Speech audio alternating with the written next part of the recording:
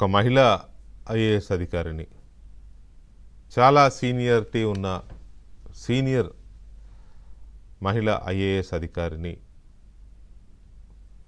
నోటికొచ్చినట్టు మాట్లాడొచ్చా? ఆమె ఆహార్యాన్ని, అంటే ఆమె వస్త్రధారణ కానీ లేకపోతే అలంకరణలు కానీ పరుషమైన పదజాలంతో అవమానించవచ్చా? ఇది వ్యక్తిత్వ హననం కాదా? ఇది ఎవరి గురించి అనేది ఈపాటికే 2 తెలుగు రాష్ట్రాల్లో మధ్యాహ్నం నుంచి చాలామందికి తెలిసి ఉండొచ్చు. సీనియర్ ఐఏఎస్ అధికారిని శ్రీలక్ష్మి. ఈ శ్రీలక్ష్మి గారి గురించి తిరుపతి మాజీ ఎమ్మెల్యే భూమన కరుణాకర్ రెడ్డి గారు ఇవాళ మాట్లాడిన మాటలు ఏమాత్రం హుందాగా లేవు.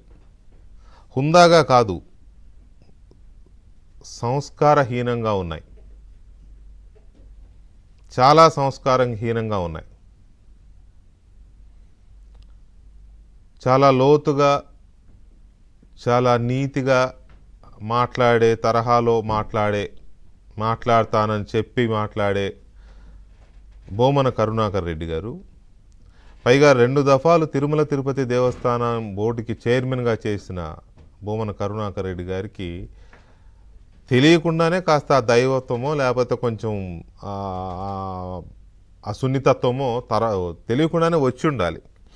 కానీ ఒక మహిళా అధికారిని విషయంలో చాలా చీప్గా ఫర్ దట్ మ్యాటర్ బజారు భాష అనొచ్చేమో ఆ తరహాలో మాట్లాడాడు ఆయన. మహిళ ఐఏఎస్ అని కాదు, అసలు ఒక మహిళనే అలా అనకూడదు, ఒప్పుకోం కదా. అలాంటిది కీలకమైన బాధ్యతల్లో పనిచేస్తూ ఒక సీనియర్గా ఉన్న ఆమె విషయంలో ఎందుకు అలా మాట్లాడవచ్చా అనేది ఒక ఆస్పెక్ట్. రెండవది, అలా మాటలు పడుతున్నందుకు వైసీపీ నేత మాజీ ఎమ్మెల్యే భూమన కరుణాకర్ రెడ్డి చేత కానీ ఇంకొంతమంది చేత కానీ ఇలాంటి మాటలు పడుతున్నందుకు శ్రీలక్ష్మి గారి పట్ల జాలి చూపించవచ్చునా అనేది ఇంకొక విషయం. డెఫినెట్గా ఒక మహిళగా ఆవిడ పట్ల మనందరం సింపతి చూపించాల్సిందే. కానీ ఆవిడ కెరీర్ మొత్తం వైఎస్ ఫ్యామిలీకే దారపోసిందని అందరూ అంటూ ఉంటారు. నేను అనడం కాదు. రాజశేఖర రెడ్డి గారు ముఖ్యమంత్రిగా ఉన్నన్ని రోజులు కానీ, ఆ తర్వాత కాలంలో కానీ, ఆ తర్వాత జగన్మోహన్ రెడ్డి ముఖ్యమంత్రి అయిన తర్వాత అక్కడ పనిచేసిన వ్యవహారం కానీ, తెలంగాణ క్యాడర్ కింద ఉన్న ఆమెని ఏరి కోరి కేంద్రం మీద ఒత్తిడి తెచ్చి జగన్మోహన్ రెడ్డి ఆమెను ఏపీకి తీసుకెళ్లడం కానీ, మున్సిపల్ అడ్మినిస్ట్రేషన్ శాఖలో ప్రిన్సిపల్ సెక్రటరీగా ఆమెని కూర్చోబెట్టిన తీరు కానీ, ఆవిడ చలాయించిన అధికారులపైన కానీ లేకపోతే మిగతా వ్యవహారాల్లో కానీ ఆవిడ పనిచేసిన తీరు కానీ, ఇవన్నీ ఎక్కడ చూసినా కూడా నాకు తెలిసి ఎవరూ పెద్దగా జాలిపడరు. ఎందుకంటే జగన్మోహన్ రెడ్డి అక్రమాస్తుల కేసులో ఆవిడ చాలా కీలక పాత్ర పోషించారని సిబిఐ చాలా ఆరోపణ చేసింది, ఛార్జ్షీట్లో పెట్టింది. జైలు జీవితం కూడా అనుభవించారు ఆవిడ.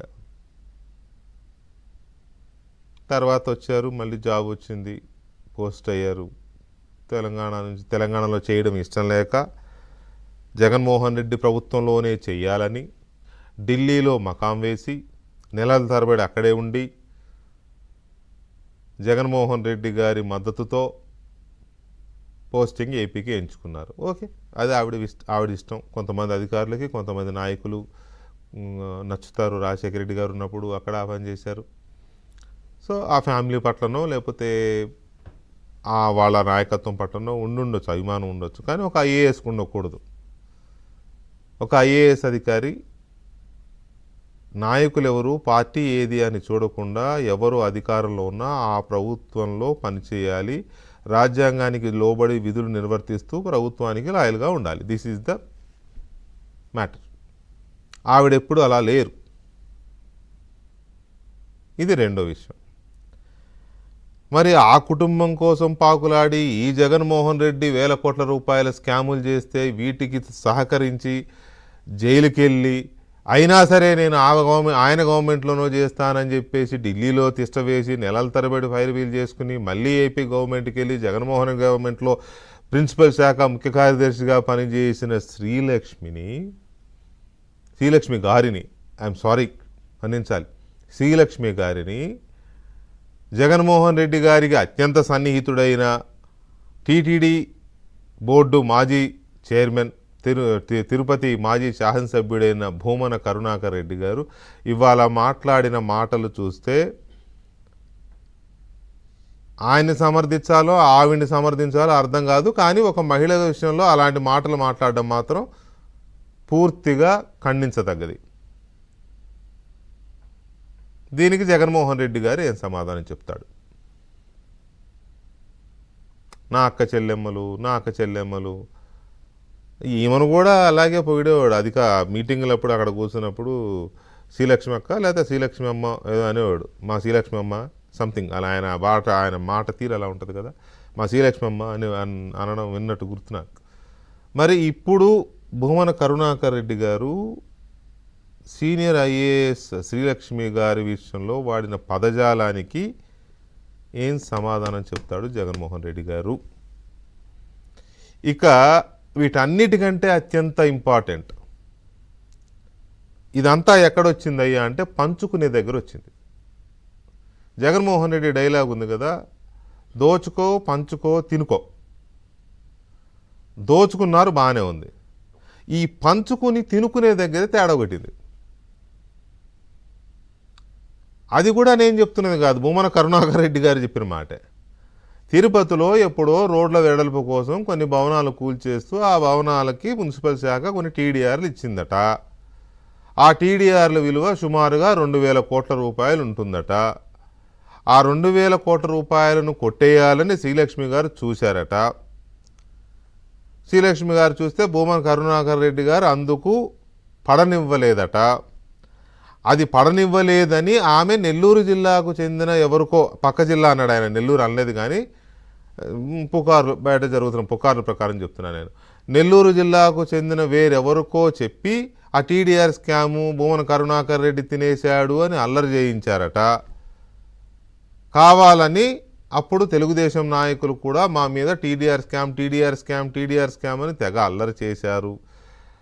నేను ఎలాంటి విచారణకైనా నేను వెనకాడేదిలే, నేను తగ్గేదిలే అనేది భూమన కరుణాకర్ రెడ్డి మాట. అంటే టీడీఆర్ స్కామ్ జరిగింది, కొట్టేయాలని చూశారు. ఆయన మాటల్లోనే చెప్తున్నాడు ఆయన 2,000 కోట్లని. మరి 2,000 కోట్ల రూపాయల టీడీఆర్ స్కాము అప్పుడు జరిగి ఉంటే ఎవరు కొట్టేశారు? బాగా గుర్తుపెట్టుకుంటే టీడీఆర్ స్కాముల మీద అప్పుడు టీడీపీ నాయకుడు, ఇప్పుడు స్వచ్ఛాంధ్ర కార్పొరేషన్ చైర్మన్గా ఉన్న పట్టాభి గారు, అప్పుడు జాతీయ అధికార ప్రతినిధిగా ఉన్నాడు ఆయన అప్పుడు టీడీఆర్ స్కామ్ మీద గట్టిగానే పోరాటం చేశాడు. అప్పుడు ఒక మంత్రికి ఆయనకు పెద్ద యుద్ధమే నడిచింది. అంటే టీడీఆర్ స్కామ్ మీద తెలుగుదేశం నాయకులు గట్టిగానే అప్పుడు ఫోకస్ పెట్టారు. స్వయాన భూమన కరుణాకర్ రెడ్డి గారే ఇవాళ మాట్లాడుతున్న 2,000 కోట్ల రూపాయల టీడీఆర్ స్కామ్ విషయంలో వచ్చి 14 నెలలైనా తెలుగుదేశం ప్రభుత్వం లేదా కూటమి ప్రభుత్వం ఎందుకు దృష్టి పెట్టలేదు?